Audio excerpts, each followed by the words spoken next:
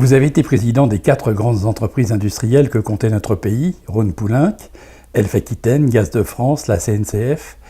Votre passage à la tête de ces entreprises de 89 à 90 à 96 a été une réussite.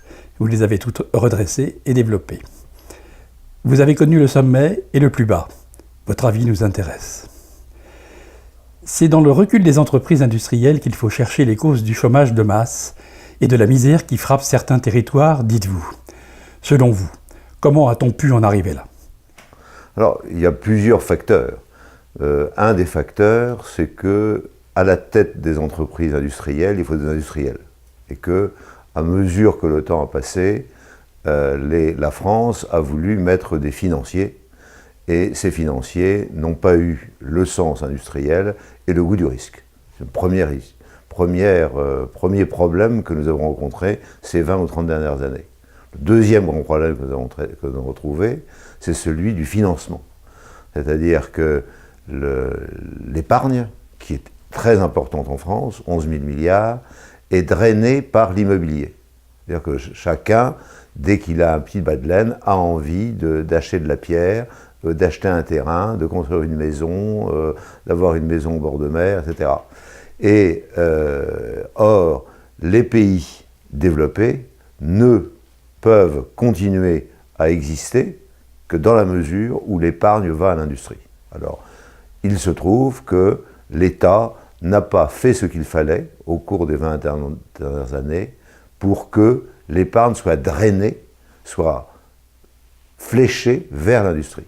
Et c'est le drame qui a conduit à un certain nombre de fleurons industriels à disparaître du sol français ou à disparaître en tant que propriété, et à mesure que le temps passe, comme par exemple sur l'affaire Alstom, qui est passée à General Electric, eh bien, aujourd'hui, General Electric a des problèmes, et il traite les problèmes américains en priorité, et par conséquent, sa filiale française est le dernier de ses soucis, d'où les difficultés de Belfort et de Grenoble. Au niveau de l'énergie, vous déplorez la mauvaise compréhension de la science, conduisant aux idéologies mortifères, déconnectées de la réalité technique, comme vouloir réduire le nombre des centrales nucléaires, tout en promouvant une augmentation de la consommation d'électricité avec la voiture électrique.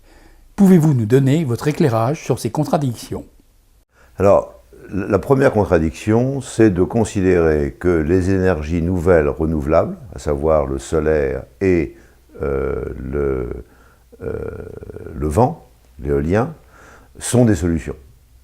Ce ne sont des solutions qu'intermittentes tant qu'on n'est pas capable de stocker l'énergie. Et ce sont des solutions mauvaises pour l'industrie, puisque nous ne fabriquons pas d'éoliennes et nous ne fabriquons pas de panneaux solaires. Donc à chaque fois que nous investissons dans l'éolien ou le solaire, nous développons de l'emploi en Allemagne, au Danemark pour l'éolien et en Chine pour le solaire. Donc, ce qui est une première stupidité. Mais la deuxième stupidité, c'est de considérer que l'intermittence va remplacer la production pilotable. Alors, en pilotable, nous avons le nucléaire, nous avons l'hydraulique et nous avons le thermique. Alors, il y a une espèce de folie qui s'est installée en France, et uniquement en France, hein, à travers le monde, ce n'est pas le cas, uniquement en France, en disant « il faut supprimer tout ce qui est thermique ». Alors ça conduit à dire que les centrales thermiques sont à rejeter, ce que nous sommes en train de faire avec un grand renfort de tambour, et ça conduit à dire le véhicule électrique c'est la solution. Le véhicule électrique c'est la solution pour les Chinois, puisque les Chinois font les batteries, et ce sont les pays asiatiques qui font 40% du prix de la voiture électrique, et qui nous amènent leur industrie, mais pas installée chez nous. Donc voilà, la stupidité dans laquelle nous sommes aujourd'hui, c'est de l'idéologie, parce que si jamais on développe le véhicule électrique pour les villes, pour enlever la pollution, on déplace la pollution vers ceux qui fabriquent l'électricité. Donc tout ça est absurde. Cette idée de réduire de 50% le parc nucléaire n'a été qu'une idée politique. Ce n'est qu'une idée politique. Ce n'était pas du tout étayé techniquement. Non. Et le choix de Fessenheim comme première centrale à supprimer est absurde, puisque c'est la centrale sur laquelle le plus d'investissement avait été fait, et c'est la centrale, une des centrales les plus sûres du territoire. Et alors, en plus, c'est dans l'est de la France où il manque de l'électricité, et par conséquent, amener l'électricité dans l'est de la France va être une nouvelle gageure pour les transporteurs d'électricité. Au niveau des hydrocarbures, depuis 40 ans, on nous explique chaque année que les stocks prouvés d'hydrocarbures sont de 40 ans. Comment expliquer cette élasticité de calcul? Parce que ceux qui nous disent que c'est 40 ans de réserve, sont des gens qui ne connaissent pas les hydrocarbures. Voilà, c'est tout. Donc, la règle des hydrocarbures, ce n'est pas celle qui est édictée par les journalistes et par les politiques. La règle, c'est que les réserves augmentent avec le prix. Et donc, les réserves, aujourd'hui, prouvables, sont de l'ordre de 150 ans et non pas de 40. Mais on le sait depuis très longtemps. C'est-à-dire lorsque le président de la République française, en 2008, va aux Nations Unies et dit « c'est la fin du pétrole », il n'a rien compris au sujet. Ce n'est pas la fin du pétrole, il y aura toujours du pétrole. Simplement, à un moment, et on ne sait pas quand, 150 ans, 200 ans, nous ne serons pas là pour le voir, il y aura vraisemblablement quelque chose qui remplacera le pétrole ou le gaz avec un meilleur prix. Mais le sujet, c'est le prix. Et tant que les 100 millions d'années qui ont conduit à produire du gaz et du pétrole, ces 100 millions d'années, nous n'y sommes pour rien, mais nous en profitons. Tant que ces 100 millions d'années permettent d'avoir un gaz et un pétrole à un bon prix, on continuera à utiliser le gaz et le pétrole à travers le monde, et y compris le charbon, puisque le charbon, c'est un autre hydrocarbure qui est banni par la France et par quelques autres États, mais ni par l'Allemagne ni par la Pologne, et surtout pas par la Chine et l'Inde qui continuent à en faire, et qui vont continuer. C'est-à-dire que, contrairement à ce qu'on raconte dans les journaux, la Chine continue à construire des centrales à charbon sur son territoire, de manière à avoir une électricité bon marché qui lui sert à mettre de l'électricité dans les voitures pour diminuer la pollution des conglomérats, des grandes villes chinoises. Et donc le véhicule électrique chinois est un véhicule à charbon.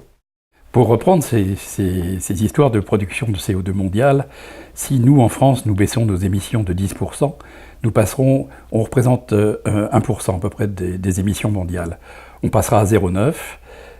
Est-il logique de provoquer une récession dans notre pays avec des contraintes fortes pour un résultat de 0,1% qui n'existe pas au niveau mondial? C'est l'épaisseur du trait de crayon. Les taxes carbone servent-elles à quelque chose en France ou n'est-ce là qu'un impôt en plus pour remplir les caisses? J'ai toujours eu l'impression, en tant que pétrolier, d'être un agent du fisc.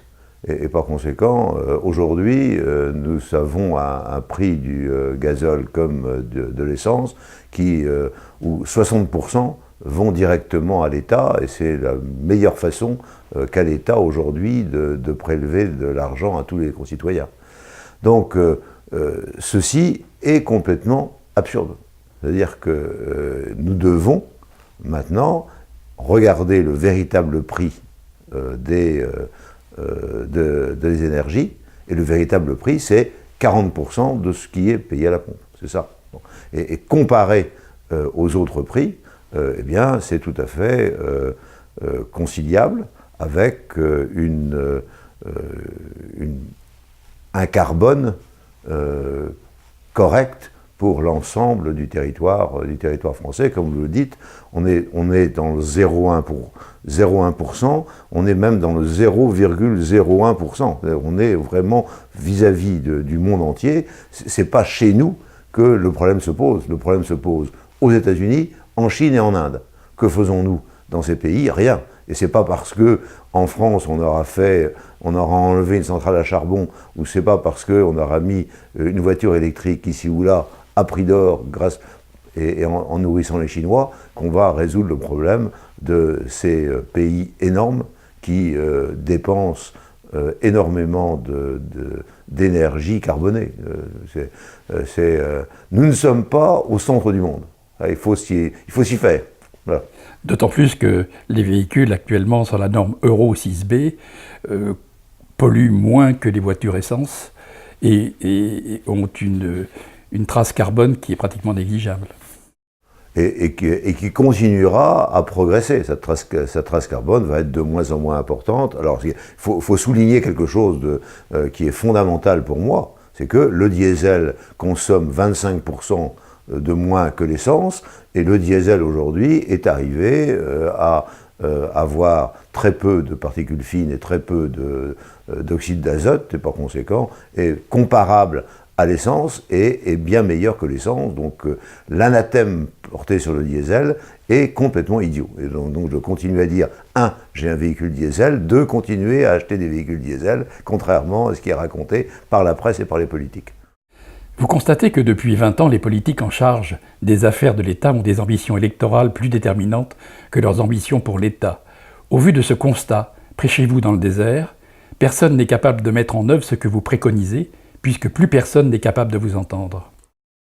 Je ne dis pas que plus personne n'est capable de m'entendre. C'est-à-dire qu'à l'heure actuelle, lorsque, il y a 2 ans et demi, j'ai commencé à parler des éoliennes en mer qui étaient à un prix 3 fois ou 4 fois plus important que toutes les autres possibilités de faire de l'énergie électrique, pratiquement, j'étais tout seul. Bon. Maintenant, il commence à y avoir des gens qui disent « Est-ce que vraiment nous avons besoin d'éoliennes en mer ?»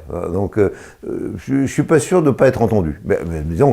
Mais c'est très difficile. C'est-à-dire qu'à la télévision, on considère que c'est dommage que je ne sois pas dans la doxa. Dans la presse, on n'aime pas trop ce que je raconte, mais maintenant ça arrive. Ça arrive, donc je ne désespère pas. De toute façon, je suis très résilient en tant que breton. Le breton est résilient, c'est la même chose. Et je considère que nous avons des chances de nous faire entendre au cours des prochaines années, parce que lorsque quelqu'un s'aperçoit que sa note d'électricité a augmenté de 25% et que on lui explique que c'est à cause des éoliennes, et il y a une petite lumière rouge qui s'allume en disant bon, il y a un problème. Pourquoi est-ce que c'est moi qui paie les éoliennes? A-t-on eu raison de faire une monnaie unique qui profite principalement à l'Allemagne et d'abandonner le serpent monétaire européen? Celui-ci permettait des ajustements de taux de change correspondant à la réalité des économies de chaque pays. Alors, je pense que si jamais nous n'avions pas eu la monnaie unique aujourd'hui, nous serions, compte tenu de la lâcheté des politiciens français, nous serions dans des périodes de baisse de la monnaie continue, comme ceci est arrivé en 81-82. C'est-à-dire qu'on aurait eu d'évaluations, et d'évaluations qui n'étaient pas souhaitées ni par les uns ni par les autres. Bon. Alors, la monnaie unique a permis ça. Bon, mais simplement, cette monnaie unique aurait dû s'accompagner d'une politique fiscale analogue. Et le fait d'avoir des fiscalités différentes, effectivement, au cours du temps, a affaibli l'ensemble des pays, et c'est le pays le plus fort qui en a profité, c'est l'Allemagne, qui, pendant la période considérée, c'est-à-dire pendant les 20 ans qui viennent de s'écouler, a gardé et même augmenté la part de l'industrie dans son produit national brut, alors que nous, pendant la même période, nous avons diminué par 2 notre industrie. Donc c'est notre comportement qui a été stupide, mais ce n'est pas forcément la monnaie unique qui a été la cause, et la monnaie unique nous a permis de ne pas avoir de dévaluation tous les mois. Voilà, c'est ça. Alors on est peut-être, avec maintenant 1 euro, vous achetez à peu près ce qu'au début vous achetiez 1 franc, et par conséquent vous avez une dévaluation d'un facteur 6, mais ça a été sur une surface plus importante, et finalement on en a peut-être un peu bénéficié. Bon, il faudra l'autopsie, mais disons qu'aujourd'hui, si jamais nous voulons progresser, il faut que nous arrivions à une fiscalité convergente, ce qui n'est pas le cas. Vous avez effleuré tout à l'heure la perte des compétences nationales. Les États-Unis ont depuis toujours pratiqué une guerre économique virulente. Leur protectionnisme est fort, la justice américaine disloque nos entreprises. Jusqu'à présent, ils ont bien réussi grâce à l'impéritie de nos dirigeants. Racontez-nous, Alcatel, Alstom et ses turbines, comment lutter contre cet état de fait? Alors, lutter contre cet état de fait, c'est d'abord ne pas être dans le déni de réalité. Alors, sur l'affaire Alstom, on a bien vu que les dirigeants disaient « c'est la solution que de vendre à General Electric ». Ils n'ont pas arrêté de mentir. C'est-à-dire qu'à chaque fois qu'ils ont préféré une orientation, cette orientation était fausse. Et le fait, en particulier, que journalistes et politiques aient glorifié General Electric comme une entreprise absolument magnifique qui allait révolutionner le monde entier, était indigné de réalité, puisque tout le monde savait que General Electric était affaibli par une politique expansionniste faite un peu n'importe comment. Donc, voilà, alors je pense que la première chose qu'il faut arriver à faire, et c'est pour ça que j'écris, c'est pour ça que je donne des conférences, c'est pour ça que je fais mon blog toutes les semaines, c'est regarder la réalité. Et je pense qu'une fois qu'on aura regardé la réalité, et que si jamais un nombre des citoyens importants regarde la réalité comme je la regarde, eh bien on agira autrement. Lorsque on a dit que le fait de vendre Alcatel à Nokia, c'était faire l'Airbus du téléphone, c'était complètement idiot. Mais disons, il y a un certain nombre de gens qui y ont cru, sauf les gens d'Alcatel, qui sont venus me voir en disant « bon, je suis débarqué, les élections sont au mois de juin, par conséquent, on restera dans la société jusqu'au mois de juin, qu'est-ce que je peux faire après ?» Et je leur ai conseillé d'essayer de se mettre à leur compte et de faire, avec les compétences qu'ils avaient, dans la région de Lannion, puisque c'est la région Bretagne dans laquelle était la plus grande implantation Alcatel, je leur ai conseillé de faire des entreprises eux-mêmes dans la téléphonie. Vous voyez, je crois que à un moment, il faut que journalistes et politiques regardent la réalité. C'est pas parce qu'on vend une entreprise que soudain cette entreprise devient belle et va se perpétuer, c'est pas vrai. Et on voit bien tout dernièrement que lorsqu'on a fait Lafarge, on a vendu Lafarge, les ciments à Holcim, ce qui était une absurdité, puisque le ciment, par définition, c'est une industrie locale, où il faut, le sac de ciment est tellement lourd qu'il faut le fabriquer près de l'endroit où il est utilisé. Eh bien, on a vendu Lafarge aux Suisses d'Holcim, et on a dit, c'est le groupe Lafarge-Holcim. Ben, au bout d'un an, c'était le groupe Holcim.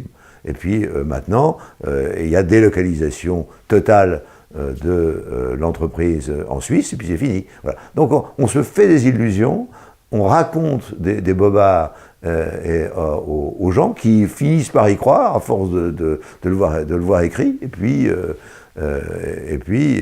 on n'a plus que les yeux pour pleurer.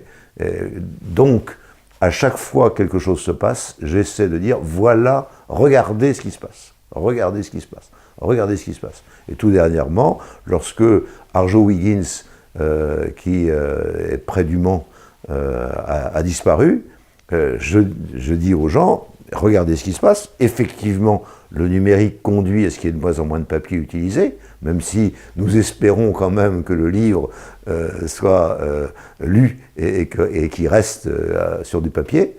Par contre, le fait qu'Internet se soit développé a conduit à ce qu'il y ait beaucoup de cartons, puisque on fait livrer une grande partie des affaires avec des emballages carton, et par conséquent, il fallait, il y a 5 ans, il y a 10 ans, dire je vais supprimer une partie de machine papier et je vais mettre sur le carton, dans la mesure où il y a un recyclage du papier ou du carton, c'est tout à fait possible de le faire. Maintenant, il est trop tard, effectivement, mais c'était possible à l'époque. La réindustrialisation, c'est maintenant. J'ai ressenti à la lecture de votre ouvrage comme un cri continu contre les conditions qui ne sont pas réunies pour faire redémarrer l'industrie. Vous déplorez qu'il manque les outils pour que l'épargne des Français, on en a parlé précédemment, soit fléchée vers les entreprises. Vous précisez aussi que ces outils existent en Allemagne et en Lombardie. Quels sont-ils? Est-ce transposable en France? Que faudrait-il faire concrètement? Nous voulons toujours être les premiers de la classe. Et par conséquent, nous nous sommes dit que puisqu'il y avait une banque centrale, il fallait que l'ensemble des banquiers de l'Hexagone obéissent à la banque centrale. Et donc prendre des précautions et considérer que tout investissement industriel est un risque. Donc aujourd'hui, nous sommes le seul pays européen qui considère que faire de l'industrie, c'est prendre des risques absolument affreux. Et lorsque vous avez une mise en bourse en France, vous avez 40 pages où vous expliquez que votre entreprise est belle, et 400 pages où vous prenez toutes les précautions en disant attention, surtout n'investissez pas dans mon entreprise, parce que comme c'est de l'industrie, c'est risqué. C'est ça aujourd'hui l'introduction de bourse avec les formulaires de l'AMF. Bon. Alors, il faut revenir à la raison. L'industrie, c'est certes un risque, mais c'est le risque indispensable au développement. Et pour cela, il faut qu'il y ait des organismes bancaires qui tordent les règles de la Banque Centrale Européenne, ce que font les banques des Länder en Allemagne et ce que font les banques régionales en Italie. Et nous, nos banques régionales ont quasiment disparu. Exactement, elles sont sous la tutelle des banques centrales et sous la tutelle de la Banque Centrale Européenne qui dit « Attention, l'industrie est un risque ». Eh ben non, c'est pas vrai. L'industrie, c'est tellement risqué que les territoires disparaissent parce que l'industrie s'en va. Et c'est ça que notre pays vit aujourd'hui. Il vit le fait que des industries disparaissent et que les territoires disparaissent. Hein, et j'en ai maints exemples puisque je voyage à travers la France pour expliquer qu'il faut remettre l'industrie au centre du développement. Tant qu'il y a une industrie, il y a possibilité d'avoir des services à l'industrie et par conséquent d'avoir un développement économique. Quand il n'y a plus d'industrie, il n'y a plus de services et par conséquent l'ensemble des gens s'en vont. Comment tordre le bras aux banques pour justement arriver à ces résultats ? Nous avons ici à Cosne-sur-Loire des réponses hallucinantes de la part des banques à des projets d'entreprise. Vous n'êtes pas d'ici, ça c'est la réponse d'une banque. Nous ne croyons pas au développement de Cosne pour 3 autres banques. On est loin de l'appareil de financement des entreprises alors que l'argent ruisselle vers les banques au travers de la BCE. Ça conforte ce que vous venez de dire, mais comment faire ? C'est-à-dire qu'il faut une incitation forte de l'État, qui n'est pas encore là aujourd'hui, pour dire arrêtons la bureaucratie des banques, arrêtons les tableaux Excel, parce que finalement vous allez vers votre banque et vous êtes complètement déshumanisé et vous êtes face à un tableau Excel. Le tableau Excel, regarde, et vous n'avez plus d'interlocuteur bancaire. Alors, il faut revenir à l'interlocuteur bancaire, c'est-à-dire le type qui est là depuis 10 ans, 20 ans, qui connaît les entreprises et qui sait la différence entre un dirigeant qui en veut et qui a envie de développer la boîte et un dirigeant qui est en descente et qu'il ne faut pas effectivement financer. C'est des hommes. On parle avec des hommes et des femmes. Et je reviens à ce que j'ai dit sur l'industrie au départ. Il faut des industriels pour les industries. Une fois que les industriels sont là, il faut que les banquiers soient de vrais banquiers et considèrent qu'il y a certains industriels avec qui on peut jouer parce que ce sont des gens d'avenir et d'autres industriels avec qui on ne peut pas jouer parce que ce sont des industriels qui n'en sont pas vraiment. Voilà. Et il faut différencier. Donc nous ne sommes pas des tableaux. L'industrie, ce n'est pas un tableau Excel. Ce n'est pas des chiffres sur un bout de papier. C'est des hommes et des femmes qui veulent faire quelque chose et qui sont en mesure de le faire ou ne sont pas en mesure de le faire. S'ils sont en mesure de le faire, il faut les financer. Et là, il n'y a que l'État qui peut faire ça. Alors on avait imaginé que la Banque publique d'investissement, la BPI, allait jouer ce rôle. Et finalement, au bout du temps, elle a joué ce rôle au départ. Et puis maintenant, elle fléchit, elle se met au diapason des banques, et même elle supplée les banques, mais dans le même esprit, c'est-à-dire on est en face souvent de gens qui ont le tableau Excel dans la tête. Vous parliez de l'épargne énorme tout à l'heure. La transformation de l'ISF en IFI ne devrait pas avoir d'effet sur le fléchage de l'investissement. L'immobilier est en moyenne basé sur un rendement de 6%. Vous n'obtenez pas ces rendements dans l'industrie. Doit-on pénaliser l'immobilier, supprimer les niches fiscales créées pour augmenter le parc de logements, ou créer une nouvelle niche pour l'industrie ? Moi, je pense qu'il faut... le fait d'avoir dit « je supprime l'ISF pour faire l'IFI » est une stupidité. Ce qu'il fallait dire, c'était « je garde l'ISF, mais je ne le mets que sur l'immobilier ». Bon. Et effectivement, le problème des obligations se pose. Il faudrait que l'ensemble de l'investissement parte sur les actions, pas sur les obligations. Hein, on aurait très bien pu dire, je transforme l'ISF, tout ce qui va dans les actions n'est pas dans l'ISF. Voilà la meilleure formule, plutôt que de tonitruer en disant, je supprime l'ISF. Bon. Mais après, ce fléchage n'est pas suffisant. C'est-à-dire, c'est pas... Le problème fondamental, c'est que si jamais quelqu'un, dans la région, a envie d'investir dans une PME, et qui va voir son banquier en disant, voilà, j'ai 10 000 euros, j'ai envie de risquer mon argent sur telle entreprise. Comment il fait? Il va voir le banquier qui lui dit, vous êtes fou. Cette entreprise-là, vous n'avez pas le droit de rentrer dedans. Mettez-le dans l'assurance vie. Tout de suite. Arrêtez. Alors là, vous n'êtes pas risqué, c'est fantastique, c'est bien, mais qu'est-ce que vous allez faire à risquer votre argent? Alors c'est ça, c'est cet esprit-là qu'il faut retrouver, cet esprit qui a fait le développement de la France. Hein, c'est-à-dire que le Crédit Lyonnais, ça a été un monsieur qui, à un moment, a dit « Messieurs et mesdames les Lyonnais, mettez votre argent dans l'industrie ». Et le Crédit Lyonnais a vécu grâce à ça. Bon. Et il faut retrouver cet esprit où les gens peuvent mettre de l'argent dans des PME ou des ETI qui sont de proximité et que lorsqu'ils vont voir le banquier en disant « Est-ce que je peux mettre cette somme-là ?», on trouve les moyens de le faire. Il faut une incitation. Et tout se fait en France par des incitations fiscales.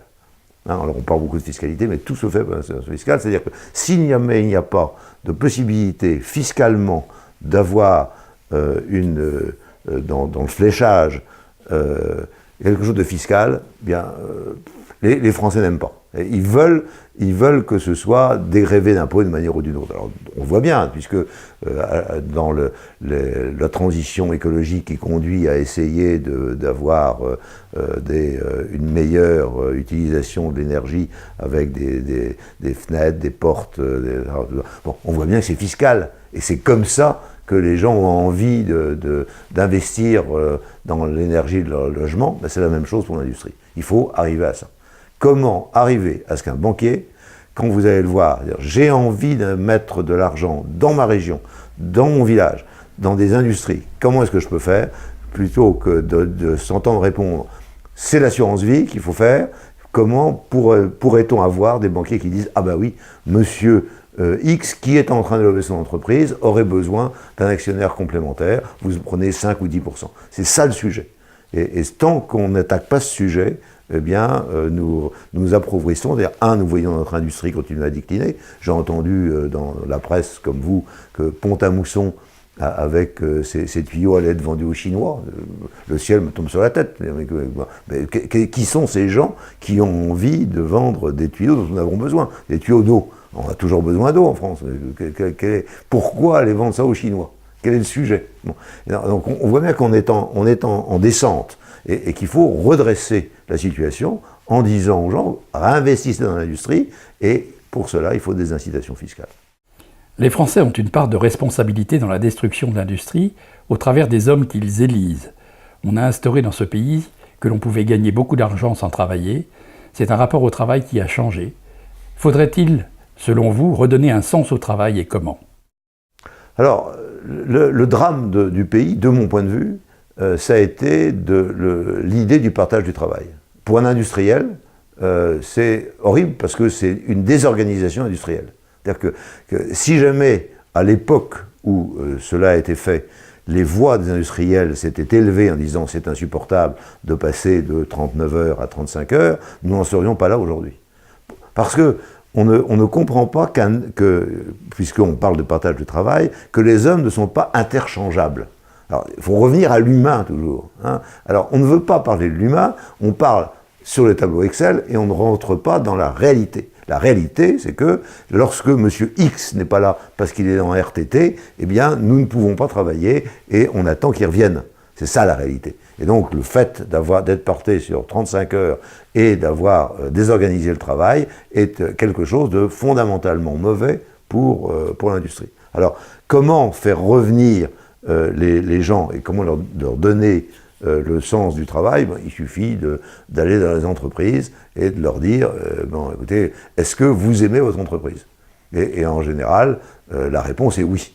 Hein, et on voit bien que, comme le documentaire de M. Guéret l'a montré sur Ascoval, que les gens ont envie de travailler. Ce sont les gens qui ont envie de travailler. Pas forcément les patrons, mais les gens ont envie de travailler. Pas forcément les patrons qui sont des financiers et qui raisonnent en financement. Mais ceux qui ont les machines ont envie de travailler. Et donc il faut redonner goût du travail et redonner l'idée que les travailleurs ne sont pas interchangeables, qu'ils ont des compétences, des savoir-faire, et qu'ils ne doivent pas être traités comme des pions, mais être traités comme des êtres humains qui ont un savoir-faire, et chaque individu a un savoir-faire qu'il faut conserver et qu'il faut transmettre. Si jamais on disait ça à l'école, déjà ce serait beaucoup. Parce que je m'aperçois, puisque j'ai des petits-enfants aujourd'hui, qu'on ne leur apprend pas l'industrie, on leur apprend autre chose. Hein, et alors, si jamais vous écoutez les professeurs d'aujourd'hui, il faut que l'ensemble des enfants se mettent à faire de l'éolien et du solaire. Eh bien, ce n'est pas le cas. Il faut que nous continuions à faire des instruments, à faire de l'industrie de transformation, et il faut apprendre ça dès l'école. Donc pour moi, le sens du travail commence par l'apprentissage de l'école. Alors la deuxième chose, très importante pour moi, c'est que on ne doit pas continuer à considérer, et c'est la deuxième erreur qui a été faite avec les 35 heures, on ne doit pas considérer que les gens qui font du technique sont une sorte de sous-ensemble méprisable.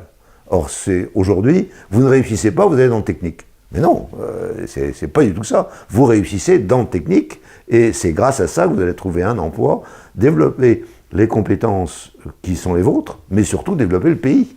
Et il faut revenir à l'idée que grâce à l'enseignement technique, grâce à l'apprentissage, grâce à l'alternance, vous allez développer le pays qui est en difficulté, vous allez redresser le pays. Et ça, c'est un effort politique. Il faut que les politiques entendent ce discours et le développent eux. C'est pas mon rôle. Mon rôle est simplement de leur dire voilà ce qu'il faut que vous disiez. Mais je ne peux pas aller au-delà. Les actionnaires ont décidé que l'entreprise serait à leur profit exclusif. Qui aujourd'hui doit diriger une entreprise, son président ou les actionnaires? Moi, j'ai toujours dirigé des entreprises en étant président, et j'ai considéré que les actionnaires passaient après. Voilà. Et que mon personnel était le personnel dont j'étais responsable, et qu'il fallait que j'essaie d'utiliser au mieux les compétences de mon personnel. Donc, disons, l'idée que de tous ces dirigeants qui ont l'œil fixé sur leur cours de bourse et qui ont peur d'être de leurs actionnaires est une idée qui n'a jamais été la mienne. Alors, les entreprises qui sont actuellement bien dirigées en France et qui se développent sont des entreprises qui n'ont pas l'œil rivé sur le cours de l'action. Hein. Air Liquide, à des assemblées générales, mais c'est pas les actionnaires, c'est Monsieur Potier qui dirige sa société. Dassault Systèmes, aujourd'hui, c'est Monsieur Ezeltine qui dirige Dassault, et c'est Monsieur Charles qui dirige Dassault Systèmes. C'est pas le cours de bourse. Donc je pense qu'il n'y a pas d'industrie qui se développe et qui réussit si jamais le président ne préside pas pour son entreprise et pour ses salariés. Parce que c'est le bien commun que l'on cherche. Il faut revenir au bien commun. Hein, c'est-à-dire qu'à force de faire de l'individualisme et de considérer que c'est la carrière individuelle qui prime par rapport au bien commun, on perd la boule. Et on est en train de perdre la boule aujourd'hui dans énormément d'entreprises. C'est-à-dire que quel est le bien commun ? Qu'est-ce qu'on fait par rapport à notre pays et par rapport aux salariés de l'entreprise. Moi, j'aime mieux les salariés que les actionnaires. Tout le monde le sait, et je suis critiqué, et j'ai été critiqué abondamment en la matière, ce qui ne veut pas dire que je ne demande pas aux actionnaires leur point de vue aux assemblées générales. Mais je considère que dans la mesure où l'entreprise a marché, les entreprises que j'ai dirigées et que je dirige aujourd'hui marchent, d'abord, on regarde si on a une participation correcte à la France et au bien commun. Vous pensez que ce sont les territoires qui viendront au secours de l'industrie nationale, l'Alsace, la Bretagne, la région lyonnaise? Pouvez-vous développer? C'est-à-dire qu'on voit que parmi les difficultés de la France, qu'on a concentré les sièges sur Paris, et puis qu'en même temps, pour des raisons de pollution, on a fait disparaître les entreprises, les usines de Paris. On a fait un double flux. Bon. Ce qui conduit beaucoup de dirigeants d'entreprise à ne plus connaître de leur entreprise que les tableaux financiers qu'on leur envoie. C'est-à-dire qu'ils ne rentrent plus dans l'usine. Alors que, par exemple, les Allemands, Bayer est installé à Bayer. Les Italiens sont installés près des usines. Et il faut visiter les usines. Moi, j'ai toujours visité les usines, les chantiers, c'est ça mon adrénaline. Hein, c'est-à-dire que si jamais je ne rencontre pas la production, j'ai l'impression de ne pas faire le travail. Bon. Et le fait d'avoir tous ces sièges qui sont à Paris avec des gens qui sont éloignés de la production a conduit à la disparition du lien réel entre le chef d'entreprise et l'usine. Il faut revenir au lien réel. Donc c'est à Lyon, c'est en Alsace, c'est en Bretagne, c'est en Vendée que ça existe. Et d'ailleurs, vous voyez quand vous allez dans ce merveilleux territoire qu'est la Vendée, qui est un territoire où il y a un chômage de 3 à 4%, que l'ensemble de la France peut envier, un nombre d'entreprises absolument incroyable avec les gens qui ont leur siège dans l'usine. Voilà, c'est ça. Le principe, c'est ça. Alors, certes, à un moment, on grossit, mais si jamais on perd le contact avec l'usine, on est foutu. Hein. Et lorsque j'étais président de Rhône-Poulenc, j'avais mon siège à Paris, mais j'avais un bureau à Lyon, parce qu'il y avait une grande concentration dans la région de Grenoble pour Rhône-Poulenc. Voilà. C'est comme ça qu'il faut diriger aujourd'hui les entreprises, c'est comme ça que sont dirigées les entreprises qui marchent. C'est simple. Hein. Et donc on ne peut plus avoir des entreprises qui marchent si jamais le centre est à Paris et qu'il n'y a plus aucune proximité avec les usines. C'est impossible. Pour conclure, quel conseil donneriez-vous aux jeunes ? J'essaie de leur dire, allez dans l'industrie. Voilà. C'est ça ce qu'il faut. Il faut penser le développement de notre pays et il faut aller dans l'industrie. Et pour y aller, bon, il y a des tas de chemins. Hein, il y a la possibilité de regarder le monde entier, d'aller passer 1 à 2 ans dans un pays étranger, de revenir pour comprendre le monde. Il faut aussi, on est dans la mondialisation, donc il faut, c'est pas rester dans son coin. Il faut aller, bon, mais il faut revenir en France et essayer de rentrer dans l'industrie, de bâtir une industrie. Alors il y a quelques années, j'avais dit à l'école d'ingénieurs dont j'étais président, attention, parce que c'est fini le moment où, sorti de l'école d'ingénieurs, vous allez regarder la liste des emplois possibles et vous allez vous précipiter dans les grandes entreprises qui n'existaient plus ça maintenant. Maintenant, vous avez le choix entre rentrer dans une entreprise et gravir les échelons un par un, bon, puis devenir un bureaucrate.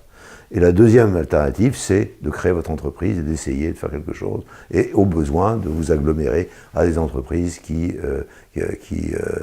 font des choses dans la même situation que la vôtre, dans ce que vous avez envie. Donc vivez votre rêve. Vivez votre rêve, vivez votre rêve, vivez votre rêve. Mais rêvez. Il faut rêver d'abord. Hein. Et rêver, c'est produire. Hein. Notre société a besoin de production. Alors, si jamais vous êtes dans la production culturelle, moi, ça me va très bien, mais produisez, faites quelque chose. Hein. N'ayez pas comme ambition de devenir un bureaucrate et un phraseur. Voilà. Loïc Le Floch-Prigent, merci. Merci beaucoup.